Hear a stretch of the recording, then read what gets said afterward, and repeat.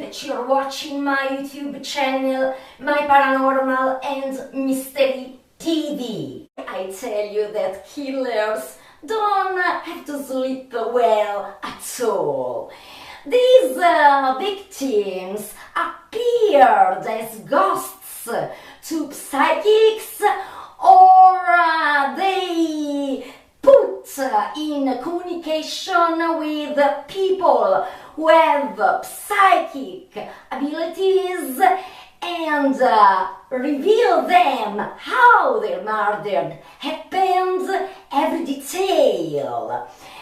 And you can ask me, how does the police believe in it? Because in all the cases, the ghosts or the visions or the vivid dreams in which these dead people manifested to the psychics, they didn't only tell them how their murder happened, but even the name, who was the killer, and tell them to find the concrete proofs.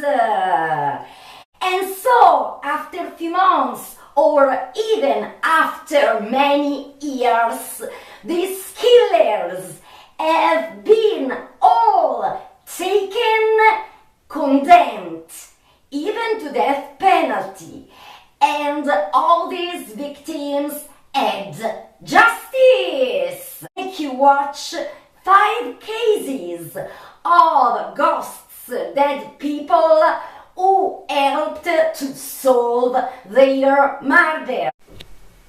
Warning! Some images could disturb the sensitivity of the viewers. Rose McCloskey.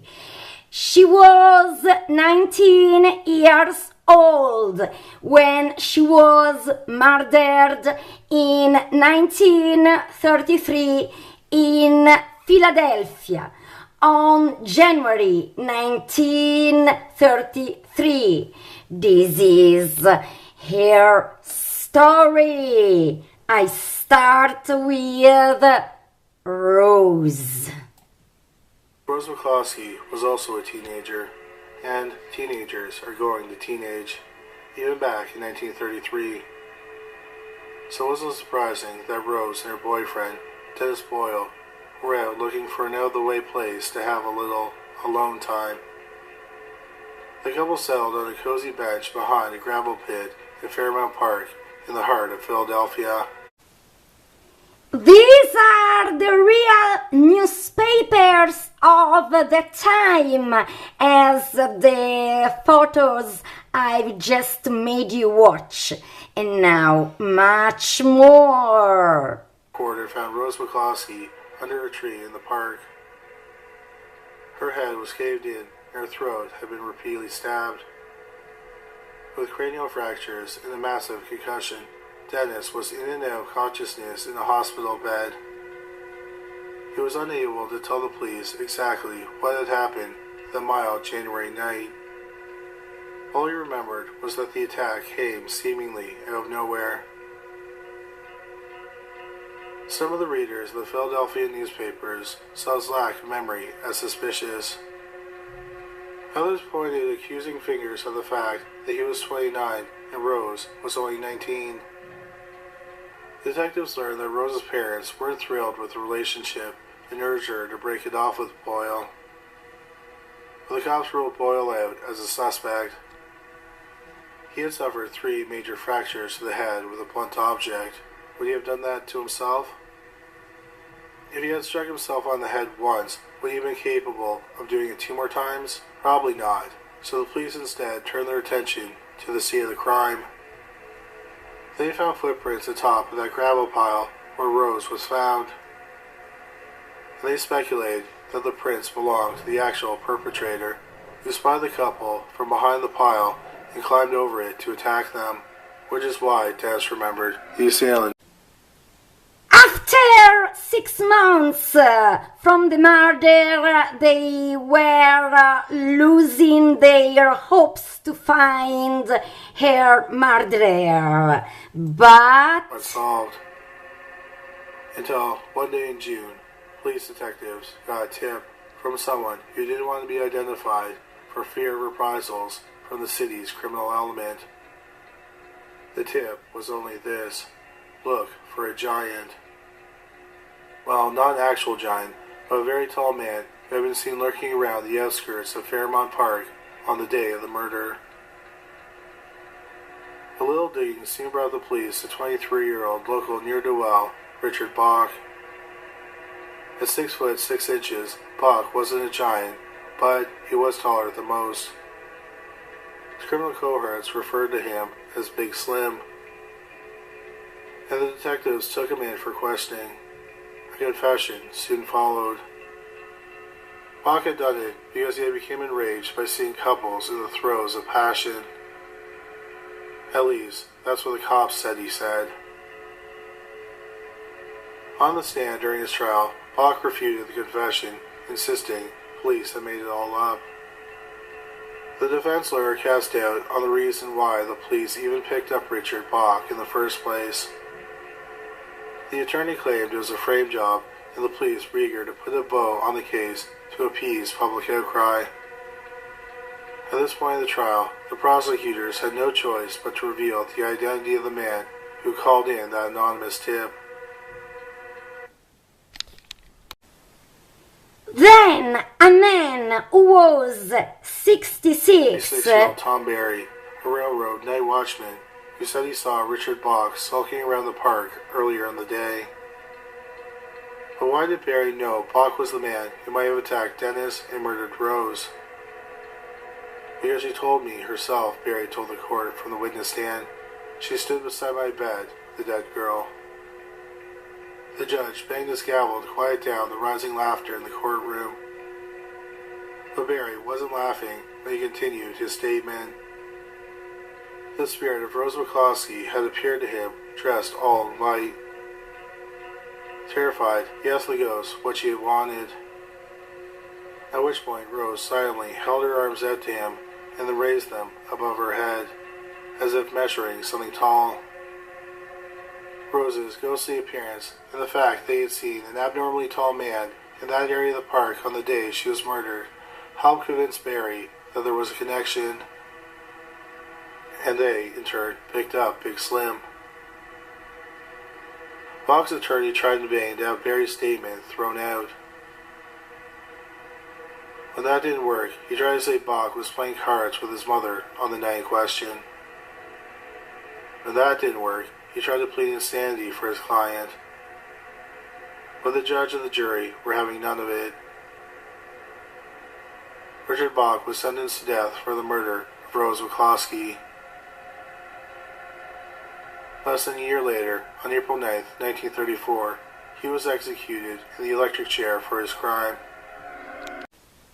And now I want to talk to you about the thrilling case of Teresita Baza, who was murdered on February the 21st, 1977 in Chicago. Watch this. Incredible. World Winners Night in Chicago. On February 21st, 1977, the fire department had received a call from the Pine Grove Avenue apartments. Residents of the lakefront residential building reported smelling smoke somewhere in the building. Firefighters got to the scene and they found the fire was coming from an upper floor apartment. They run inside, locate the apartment, open the door, and see the living room is engulfed in flames. And the source of the fire seemed to be a mattress in the living room that had been torched. Thankfully, firefighters were able to put the fire out quickly. Unfortunately, they soon realized that the fire was not accidental. It was used. This was Teresita Baza. Watch and listen. And found the body of 48-year-old Teresita Baza. This had now gone from a fire to homicide, and police were immediately called to the scene. They found that Teresita Baza had been stabbed in the chest with a butcher knife. The more they investigated, it looked like the killer had set a fire to cover up the murder, destroy evidence. From the jump, the case perplexed investigators, as everyone who knew her had nothing but lovely things to say about Teresita Basa. Teresita Basa Moved from the Philippines to the United States in the 1960s to pursue music. She loved music. That America would be the best place to chase her dreams. However, after getting to the United States, her passion for music was overshadowed by a newfound love, helping people. Teresita started a career as a respiratory therapist and worked at Edgewater Hospital in Chicago. So Teresita, Detective Joe Stahula, was assigned to the case and said there seemed to be no apparent motive here. Very little evidence. From the fire and smoke, all fingerprints were destroyed, so that was a dead end. There also didn't appear to be anything stolen or missing from Teresita's apartment. The clue investigators had was inside Teresita's apartment they found a note. This note read, "Get theater tickets for AS." Almost 6 months passed. No movement in the case. When one day, police received a very mysterious call that began to unravel the entire thing. Detectives were shocked by the tip, as it was just as mysterious as the murder itself. It came from a Chicago doctor named Jose Chua. He prefaced it by saying, he knows this is going to sound insane, but he claimed that his wife Remy was having visions about Teresita's murder. If that isn't chilling enough, he added that Remy was going into trance-like states where Teresita Basa was possessing his wife and speaking to him from beyond the grave through her.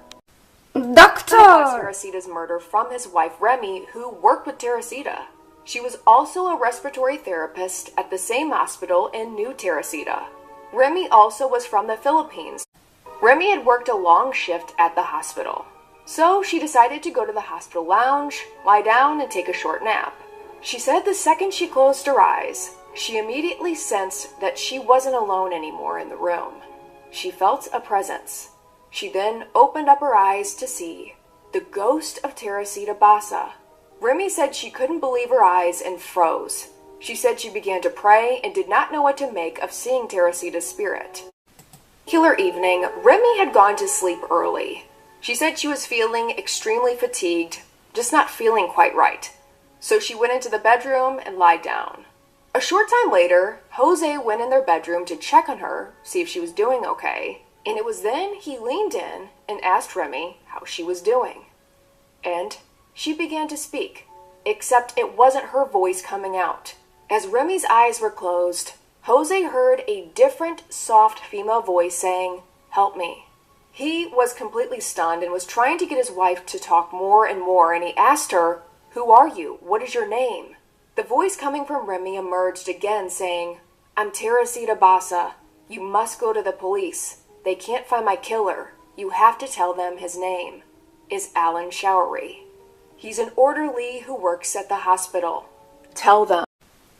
The second time. And as his wife laid next to him asleep, Teresita's spirit possessed Remy again. And this time, Teresita's spirit was much more insistent. Jose recalled and said the voice emerged again and asked, "Why did you not go to the police? Why?" He answered her and said that he didn't because they would need more than this. They would need proof, evidence. The voice, Teresita's spirit, then replied back and said, "I have proof. I have evidence, and I will give it to you." Teresita continued and said, "After he killed me, he stole my jewelry, and he gave it to his girlfriend." After this time, Jose and his wife felt that they needed to go to police with this information. And here a twist in this real ghost story. About that not only did Alan know and work with Teresita, he only lived a few blocks away from her. Detective Sahula then sat down and interviewed a few other co-workers of Teresita's at the hospital. And they tell him that actually Alan was supposed to go over to Teresita's to help her fix a TV the night she was murdered. So, the interrogation. It's Alan Showery in for questioning, and Alan admitted he had gone to Teresita's apartment that night to repair the TV. So he claimed he left and went back home to his apartment he shared with his girlfriend, and that was that. But Detective Sahula, with his investigator instinct, knew there was more. So, To Alan's girlfriend, a woman named Yanka Camluck, and asked her if Alan had gifted her any jewelry in the past few months. Brought in the jewelry for investigators to look over, and Teresita's family members were also brought in. They look over all the pieces, and instantly Teresita's family recognized a jade necklace that belonged to Teresita, along with several other pieces of jewelry. so the detective... Alan Showery and told him that Teresita Basa's family ID'd the jewelry that he had given to his girlfriend as belonging to Teresita Basa. Confronted with this, Alan Showery made a full confession. He said he had gone to Teresita's apartment that night to help fix a TV, but as he was returning home, on the way back, he came up with a plan to murder and rob Teresita. Alan admitted he came back, knocked on her door. When she opened it and let him back in, he attacked her and put her into a chokehold until she stopped struggling. He then went into the next room, pulled a mattress into where Teresita was, and set fire to it. But he discovered that Teresita didn't keep much cash in the apartment, so Alan took her jewelry and left her there. Alan Showery, despite confessing to her murder, pled not guilty. And when a mistrial was declared because of a hung jury, it looked like he was about to get away with murder. Alan then reversed and admitted his guilt. Now, the obvious explanation for this reversal was a sentence reduction. But many people think that Teresita's ghost paid him a visit in prison. He was sentenced to 14 years in prison and served only 5 years and was later released in 1983. And it's been reported that no one has really seen or heard from Alan Showery since. The story of Teresita Basa hit newspapers across the U.S. as the case where a ghost solved her own murder. And to this day, Remy maintains that she was possessed by Teresita's spirit. And detectives really have no other explanation for what happened or how it happened. And now, I want to talk to you about the Stone Cold case. The victim was Jackie Poole, the beautiful blonde girl you are watching. She was 25. It happened in Stone Cold in 1983. Watch this. Detective Constable Tony Batters stood over the dead body of a young woman. Imagine, he said to himself, to be raped and murdered in your own home. It was 1983, he thought, not 1883.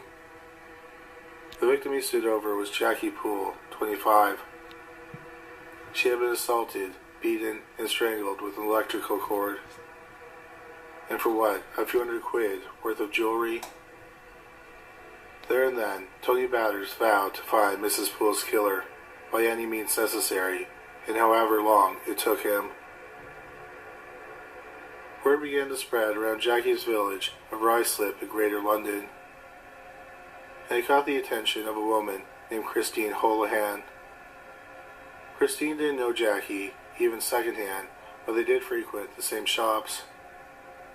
It was in one of these shops where Christine first heard the shocking news. Later that night, as Christine slept, she became restless and heard a voice in her room. Waking up, Christine says she looked over to see a, quote, white line like the outline of a person, unquote. Finding the urge to pull the blankets over her head until this image went away, Christine asked the so-called person what they wanted. I've been murdered. Will you help me? The ethereal voice asked. After Christine nodded uncertainly, the image identified herself as Jackie Poole.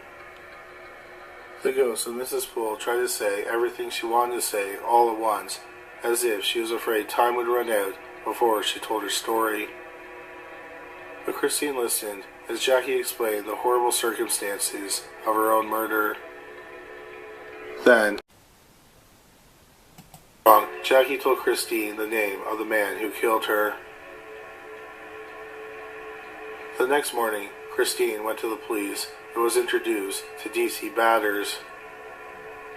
Batters was exhausted. He had spent the last few weeks rounding up potential witnesses or potential persons of interest. He and his team had interviewed no less than 35 men in connection with Jackie's murder. So when Christine finally met with Batters, he was dog-tired and more than a little skeptical. Christine spoke and Batters listened. He looked up from his notes. He grew more intrigued as she talked. The details of the crime were uncanny similar to what he had seen himself. Details that had never been made public. The layout of the apartment, the location of the body, what Jackie was wearing when she was found, the manner in which she died, even the murder weapon, the bathroom lamp cord, was identified. Convinced that either Christine was psychic or she had some inside knowledge, Batters asked her for her name. Christine took Batters' pencil and wrote down not a name, but a word, Pokey. It was the word Jackie had told her, but she didn't know what it meant. But Batters did. Pokey was the street name of a petty thief named Anthony Tony Ruark. He was known to the police, and he had even been interviewed for background information in the Pool murder. After all, he had been a frequent patron at a bar where Jackie worked. But detectives let him go, convinced Pokey simply wasn't the murdering type. Still, Batters poked around Pokey's flat and soon noticed a red sweater outside in the garbage bin. He took it out and brought it to the station with him. Call it a hunch. But a quick check of the sweater revealed nothing incriminating about it. So Batters had to let Pokey go, and he tossed the red jumper into the evidence bin. And it remained there for a long, long time. The only real lead the police had to go on was the word of some kind of medium. And the only evidence they had showed no physical signs or connections to Jackie Poole herself. For 18 years, the case remained one of the coldest in Britain, until science caught up with the psychic. In 1999, while going over cold cases, Detective Chief Inspector Norman McKinley announced that a DNA match from the red sweater to Pokey Ruark had been established. As DC Batters watched on, Tony Pokey Ruark, now pushing 40, was tried, found guilty, and sentenced to life in prison at the famed Old Bailey. And now I can't help talking about the most famous real paranormal ghost crime. It's one of the few true paranormal case recognized. I'm talking about the Greenbrier ghost, the woman whose name was Elvazon Easter Shoe. She made her killer arrest to go on a trial and to be condemned. It's the very first case in history in which a ghost, let's say so, is admitted in a trial, also of course with concrete proofs. So I'm talking about the Greenbrier ghost Elvazon Easter Shoe, born in 1873. Watch this so famous story that still many of you don't know or don't know exactly how it happened. Real ghost crime. Esther Shoe. was born in 1873 in Greenbrier County, West Virginia, and as far as can be found in history, spent her entire life in Greenbrier. The Hester family lived at the base of Little Sewell Mountain on a modest little family farm, doing what they could to eke out a meager living. Jacob and Mary Jane Hester had 5 children in all, in which Zona, as she preferred to be called, was the middle child and the only girl. The Hesters mostly lived off the land, in an area of the country where nature itself could rise up and take your life. This, coupled with the extreme winters of the mountains of West Virginia, had the Hester family hard and seasoned, much like all of the other families in Appalachia. Also, like the others, the Hesters were known as an honest, God-fearing family and prided themselves on the family name and reputation, something that was more valuable than gold at the time. According to tales from the locals, though, Zona didn't share this pride and connection with the land as so many others did. She was a wild spirit and seemed to want something more than what the little remote community could offer. And in her search for freedom, it appears that Zona developed a taste for bad boys. Much to the dismay of the local community, Zona had a child in 1895 out of wedlock when she was around 21 or 22 years old with a man named George Wooldridge. It's said that George wasn't someone that would have been picked as an ideal husband for anyone's daughter. He was broke, had no job, and couldn't even support himself, much less a wife and kid. George was fine with that, though. He's reported as saying that he and Zona had just one drunken romp late one night and questioned whether the child was actually his or not. Now, whether Zona had a reputation to add any weight into that defense or not remains to be seen, but something about the situation allowed George to avoid the minister or a shotgun wedding situation from the Hester family. Whatever happened, it's interesting to note that other than the actual birth, there are no further records of the child at all. We don't know what happened to it, whether it was a boy or a girl, nothing at all. This event, as well as some good old-fashioned motherly scolding and guidance from her mother, Zona seemed to turn away from the bad boys of the county. Kind of. A couple of years later, Zona fell for a new blacksmith in the area, a man named Erasmus Stribling Shue, who went by the name Trout.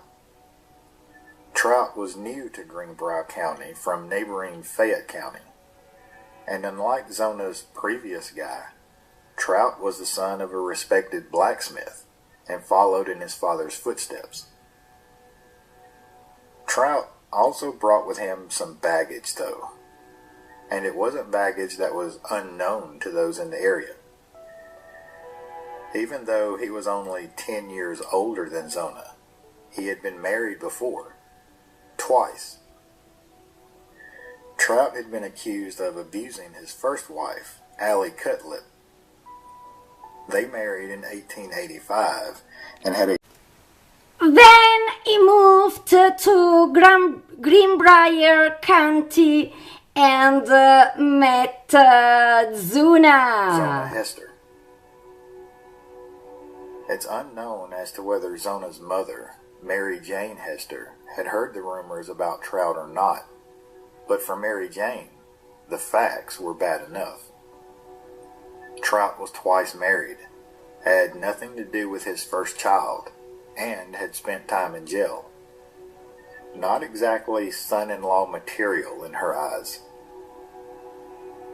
Zona wouldn't be swayed, though, and her and Trout were married in October of 1896.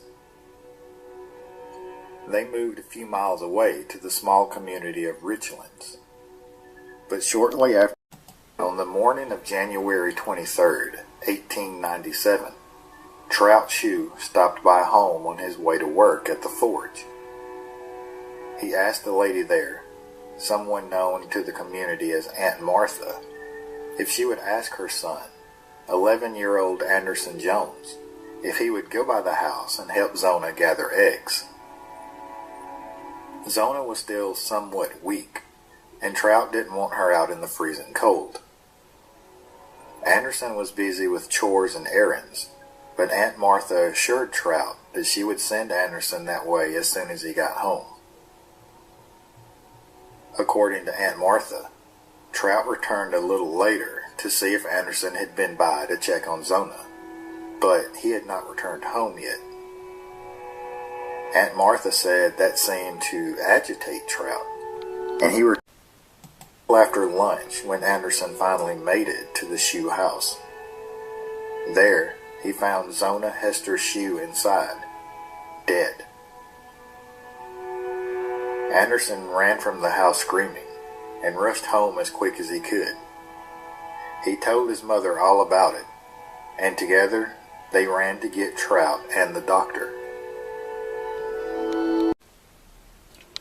And these are the official statements by Anderson, who found Zona dead. Or it would be better to say murdered. The house, I felt that something was wrong. All of the doors were closed, and there was an air about the place I did not like. Reaching the steps, I saw a trail of blood. That scared me, but I went to the door and knocked. No one answered. I tried it, and finding the door unlocked, walked into the kitchen. The trail of blood continued across the floor to the dining room. This door, too, was closed. Once more I knocked and, getting no answer, walked in. I stumbled over Miss Shue's body. There she was, stretched out on the floor, looking right up at me through wide open eyes. She seemed to be laughing. I was frightened, but still able to reach down and shake her. She was stiff and cold. Running from the house, I called across the field to Aunt Martha, "Miss Shue is dead." As she ran to the house, I went down the road for Mr. Shue, finding him at the blacksmith shop with Charles Tapscott. When I told him what I had found, he let out a yell and with Mr. Tapscott started for the house. I continued on to get Dr. Knapp. Here you can see also all the photos, pictures I've just shown you are real. And so this is also real. This is the tomb where Zona Esther Shue had been buried. I go on. Buried 2 days later, on January 25th, 1897, in the graveyard at Soul Methodist Church on Sewell Mountain. Mary Jane Hester, Zona's mother, had never let go of her dislike of Trout Shue. It's reported that when she was told of her daughter's death, she immediately responded with, "The devil has killed her." And now the first apparition of the ghost of Zona one dark night. A glowing white light appeared to Mary Jane before disappearing into the dark. The next night, Zona appeared, not so much as a ghost, but physical, as if she were still alive, yet cold and stiff to the touch. This happened for the next 3 nights, and Zona herself told her mother the story of what had happened to her.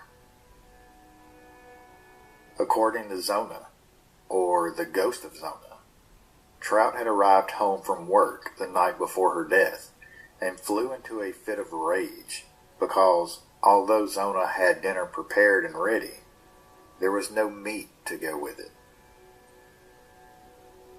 Trout grabbed Zona around the throat in an attempt to choke her, but his grip was too strong.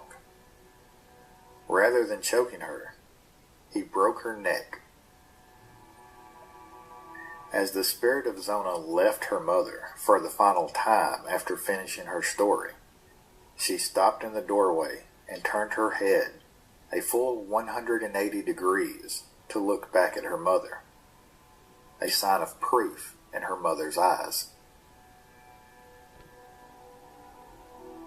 Mary Jane Hester went to the county prosecutor, John Alfred Preston, and begged him to open an investigation into Trout's shoe.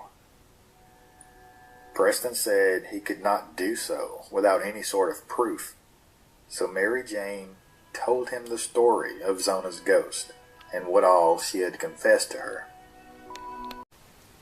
Dr. Knapp Did admit to Preston about how it bothered him that he was not able to perform a full examination of Zona after her death. So, in an effort to put the rumors of the community at rest for sure, Preston ordered that the body of Zona Shue be exhumed and a full medical examination be performed, something that was completely unheard of in rural Appalachia at the time. on March the 9th, 1897, more than a month after her death, the body of Zona Hester Shue was dug up and moved to nearby Nickel Schoolhouse for examination. Trout was ordered to be on hand as well, being the next of kin and all. Naturally, Trout had objected to the disturbance of his wife's grave, but under the threat of a court order, he obliged.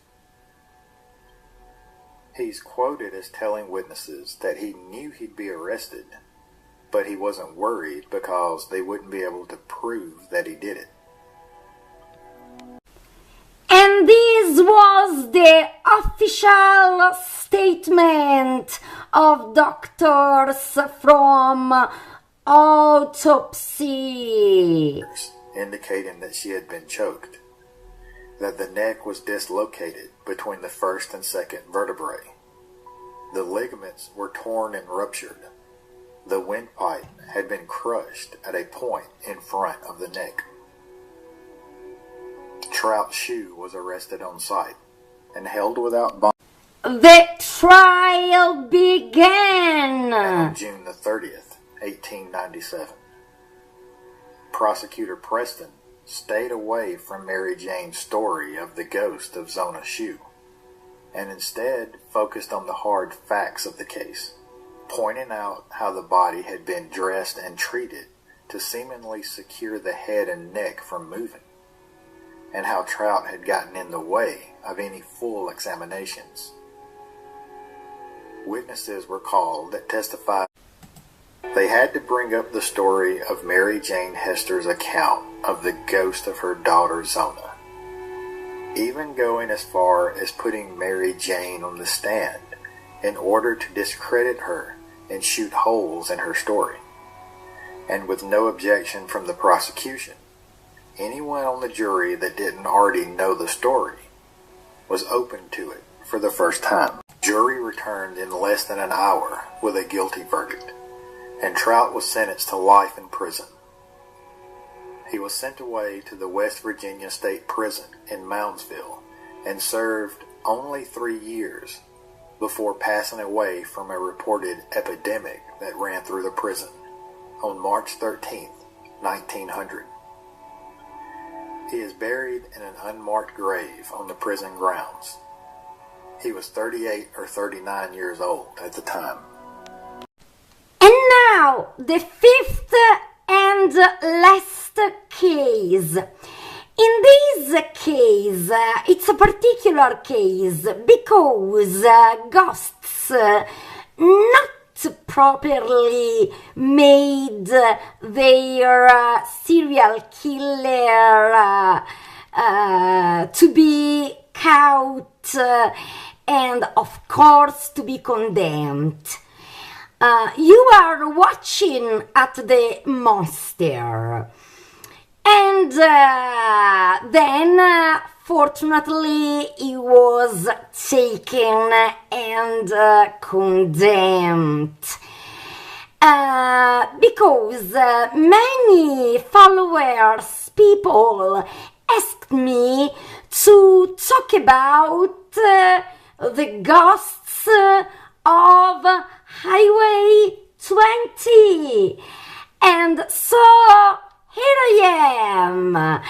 I've decided to talk about this incredible spooky case as the last case of this documentary.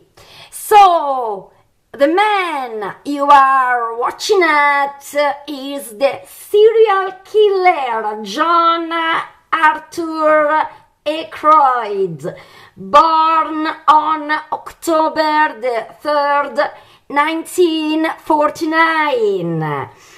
And the ghosts of Highway 20 are in Oregon. It all began from 1977. Watch this.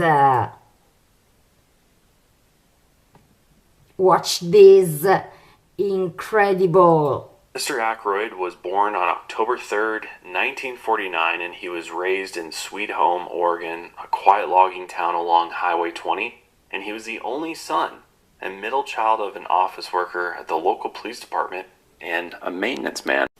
In spring 1977, he was accused The allegations, and he also mentioned that he couldn't have raped Marlene because he struggled with erectile dysfunction. the victim. Consistencies, and she had claimed that her bra was torn off, but they noted that her bra straps were not torn in the evidence. Then they had her take a polygraph, and a sergeant concluded she was not telling the truth. No further explanation was ever given. Reportedly, John was a serial killer, and it is believed that she was his first victim. Talking about Kay Turner, the beautiful woman you are looking at.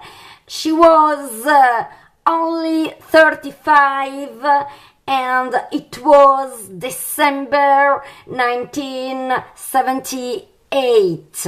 Watch this. 5-year-old Kay Turner. She lived with her husband, Noel, in Eugene, Oregon. She worked as a manager at a local public health agency, and friends described her as stable and smart. Kay was also an only child who remained close to her parents. She had visited them only 2 weeks before her planned holiday trip with her husband and friends, and she had left a note for her father to find in the garage. She wrote, "Hi Dad, I love you," signed Kay. And this would be the last thing she ever said to him, and he wouldn't find the note until after she was gone. Sherman, on Christmas Eve around 8:15 a.m., she decided to go on a run by herself before breakfast. She'd asked a friend to join her, but her friend thought she would be too slow for Kay, so she stayed behind. She's late, and her family goes to look for her, but nothing. Find any trace of her. At that point, they called the police, and pretty soon after that, the local police requested the assistance of state police to help in the search for Kay Turner, because she is now missing. On the day after Christmas, experienced trackers joined the search, and they ended up finding 2 sets of footprints in the frozen ground.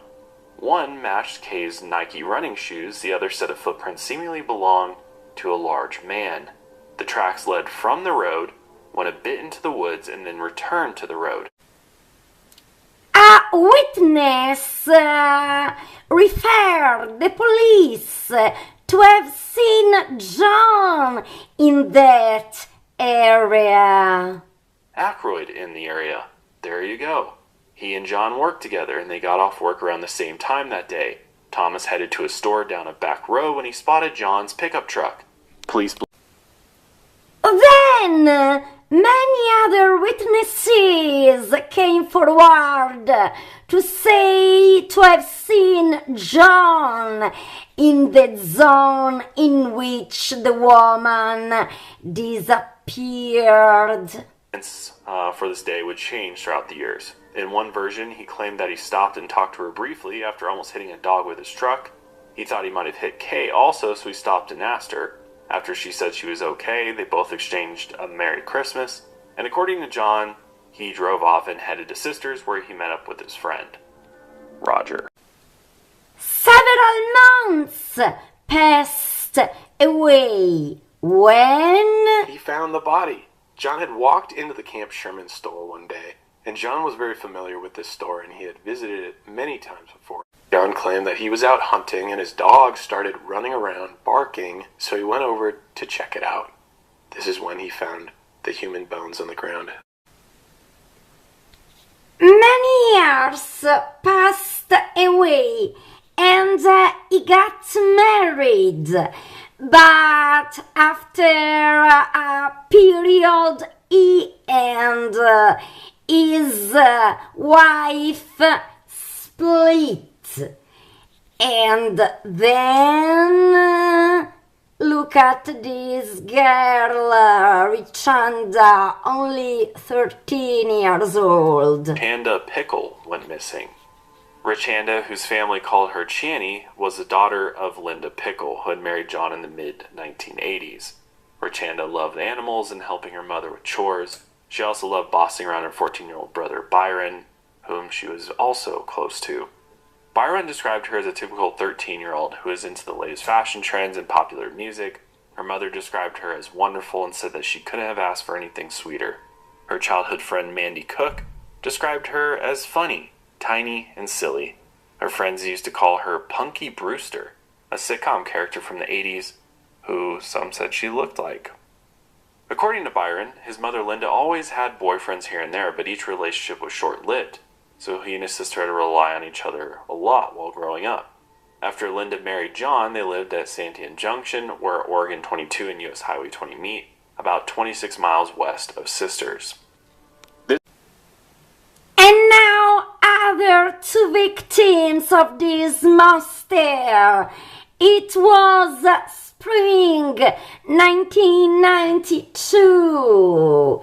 One of the girl, Melissa, was only 17 and Sheila only 19. Watch this heartbreaking story. Melissa Sanders and 19-year-old Sheila Swanson disappeared from a campground near Newport, which was near the coast.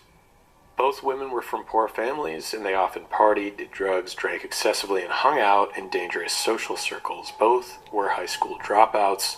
Sheila was from Lebanon. She often slept away from home but kept in touch with her mother. Melissa was from Sweet Home, and she reportedly had a very rough home life where physical abuse was suspected.